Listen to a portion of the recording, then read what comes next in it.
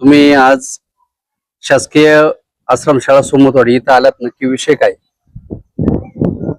खरं तर आम्ही गोडेगाव या ठिकाणी प्रकल्प कार्यालयात गेलो होतो.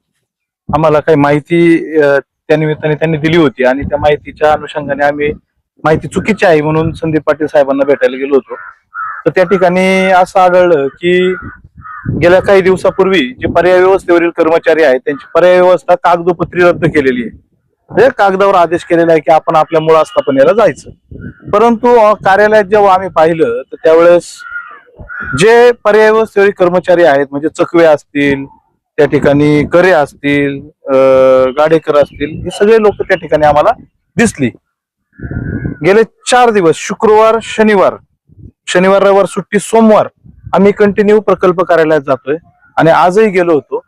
तर या 4ही दिवस आम्हाला जो कॉमन एक कर्मचारी त्या ठिकाणी दिसला तो म्हणजे चकवे. हे कर्मचारी गेली 4 दिवस चार्ज देण्याच्या नावाखाली तिथे आहेत. म्हणजे खर तर आदिवासी विभागाने आंधळ जळते आणि कुत्र पीठ खाते अशी अवस्था झालेली आहे. कागदावर वरिष्ठांना पाठवण्यासाठी आदेश पाठवलाय की बाबा या ठिकाणी पर्याय व्यवस्था रद्द, परंतु पर्याय व्यवस्थेचे सर्व कर्मचारी हे जाणीवपूर्वक या ठिकाणी हजर होऊन पुन्हा कार्यालयातच काम करतात. त्या निमित्ताने या ठिकाणी आम्ही आलो होतो. या ठिकाणी आम्ही हालचाल रजिस्टर पाहिलं. हालचाल रजिस्टरला कुठलीही नोंद नाही.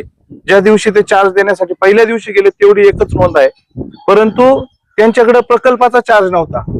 विकस या शाखेचा त्यांच्याकडे चार्ज होता आणि एका दिवसात चार्ज दिला जातो. एक दिवस हा त्याच्यासाठी पूर्ण वेळ एक दिवस दिला तर चार्ज देऊन होतो, तो पुरेसा वेळ आहे.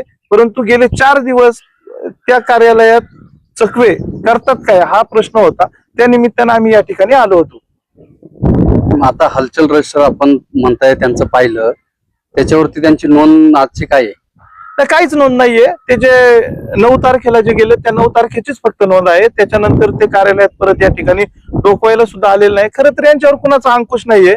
प्रकल्प अधिकारी त्यांच्या पाठीशी आहेत. प्रकल्प अधिकारी सांगतात मी चुका करतोय, तुम्ही पण करा, आपल्याला काही होणार नाही, असं हे सगळं चालू आहे.